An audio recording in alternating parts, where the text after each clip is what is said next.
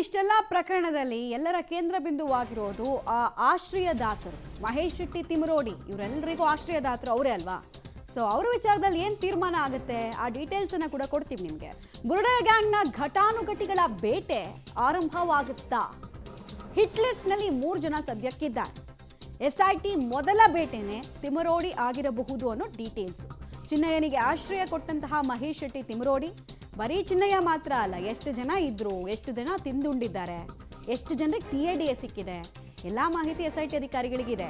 ಮೊನ್ನೆ ಅಷ್ಟೇ 12 ಗಂಟೆಗಳ ಕಾಲ ಶೋಧ ಮತ್ತು ಸ್ಥಳ ಮಹಜರನ್ನು ನಡೆಸಿದ್ರು. ಅಲ್ಲಿ ಅನೇಕ ಇಲ್ಲೀಗಲ್ ಮೆಟೀರಿಯಲ್ಸ್ ಅನ್ನ ವಶಕ್ಕೆ ತೆಗೆದುಕೊಂಡಿದ್ದಾರೆ SIT ಪೊಲೀಸರ ತಂಡ. ಇಲ್ಲೀಗಲ್ ಮೆಟೀರಿಯಲ್ಸ್ ಅಂದರೆ ಒಂದು ಶಸ್ತ್ರಾಸ್ತ್ರಗಳನ್ನು ವಶಕ್ಕೆ ಪಡ್ಕೊಂಡಿದ್ದಾರೆ. ಶಸ್ತ್ರಾಸ್ತ್ರಗಳ ಸಂಗ್ರಹ ಆಗಿತ್ತು.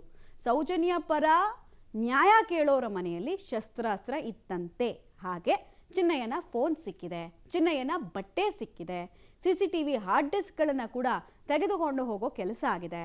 ಚಿನ್ನಯ್ಯ ಬಾಯಿ ಬಿಟ್ಟರೆ ಹೇಳೋದು, ನಾನು ಮಹೇಶ್ ಶೆಟ್ಟಿ ನಿವಾಸದಲ್ಲಿ ಇದ್ದೆ, ಆ ವ್ಯಕ್ತಿನೇ ನನಗೆ ಎಲ್ಲ ಹೇಳ್ಕೊಡ್ತಾ ಇದ್ದಿದ್ದು ಅಂತ ಹೇಳಿದಾರಂತೆ.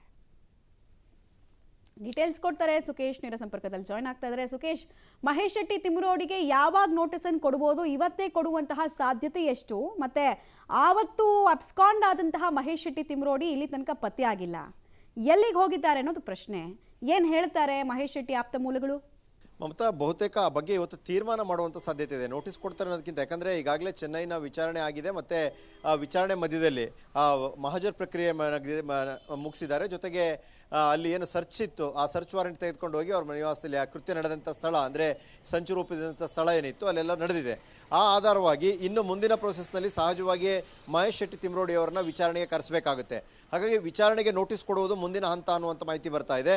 ಅದನ್ನು ಯಾವಾಗ ಮಾಡ್ತಾರೆ? ಇವತ್ತು ಇನ್ನು ಹೆಚ್ಚಿನ ಮಾಹಿತಿ ಏನಾದರೂ ಪಡಿತಾರ ಚೆನ್ನೈನಿಂದ? ಅಂತೂ ಚೆನ್ನೈನಿಂದ ಹೆಚ್ಚಿನ ಮಾಹಿತಿ ಪಡೆದ ನಂತರದಲ್ಲಿ ಇವತ್ತು ಸಂಜೆ ಒಳಗಾಗಿ ಒಂದು ತೀರ್ಮಾನ ಕೈಗೊಳ್ಳುವಂಥ ಸಾಧ್ಯತೆ, ಅದು ನೋಟಿಸ್ ಜಾರಿಯ ತೀರ್ಮಾನ. ಅಂದರೆ ನೀವು ವಿಚಾರಣೆಗೆ ಬರಬೇಕಾಗುತ್ತೆ ಅನ್ನುವಂಥ ನೋಟಿಸನ್ನು ಜಾರಿ ಮಾಡಲಿಕ್ಕೆ ಮುಂದಾದಂತೆ ಕಾಣಿಸ್ತಾ ಇದೆ. ಆ ರೀತಿ ಒಂದು ನೋಟಿಸ್ ಜಾರಿ ಆಯಿತು ಅಂದರೆ ಅವರು ಒಂದು 2-3 ದಿನಗಳ ಕಾಲ ವಿಚಾರಣೆಗೆ ಹಾಜರಾಗಬಹುದು. ಆಗ ಆ ಸಂದರ್ಭದಲ್ಲಿ ಅವ್ರನ್ನ ವಶಕ್ಕೆ ಪಡೆಯುವುದು ಅನಿವಾರ್ಯ ಆದರೆ ಆಗ ಬಂಧಿಸುವ ಅಥವಾ ವಶಕ್ಕೆ ಪಡೆಯುವಂಥ ಕೆಲಸಕ್ಕೆ ಮುಂದಾಗುವ ಸಾಧ್ಯತೆ ಇರುತ್ತೆ. ಆದರೆ ಇವತ್ತು ನಿರ್ಣಾಯಕ ಯಾಕೆ ಅಂದರೆ, ಇವತ್ತು ಚೆನ್ನೈನ ಹೆಚ್ಚುವರಿ ಏನಾದರೂ ಮಾಹಿತಿ ಬೇಕಾದರೆ ಪಡೆದು ಮತ್ತು ಮಹಜರ್ ಪ್ರಕ್ರಿಯೆ ಮತ್ತು ರೈಡ್ ಸಂದರ್ಭದಲ್ಲಿ ಸಿಕ್ಕಂಥ ಕೆಲವು ಸಾಕ್ಷ್ಯಾಧಾರಗಳ ಆಧಾರಿತವಾಗಿ ಹೆಚ್ಚಿನ ಮಾಹಿತಿ ಮತ್ತು ವಿಚಾರಣೆ ಅಗತ್ಯ ಇದೆ ಅನ್ನುವಂಥ ಕಾರಣಕ್ಕಾಗಿ ಮಹೇಶ್ ಶೆಟ್ಟಿ ತಿಮರೋಡಿ ಅವರಿಗೆ ನೋಟಿಸ್ ಜಾರಿ ಮಾಡುವಂಥ ಅದಕ್ಕೆ ಬೇಕಾದಂಥ ಸಿದ್ಧತೆ ಇವತ್ತು ಮಾಡಿಕೊಳ್ಳುವಂಥ ಸಾಧ್ಯತೆ ಇದೆ.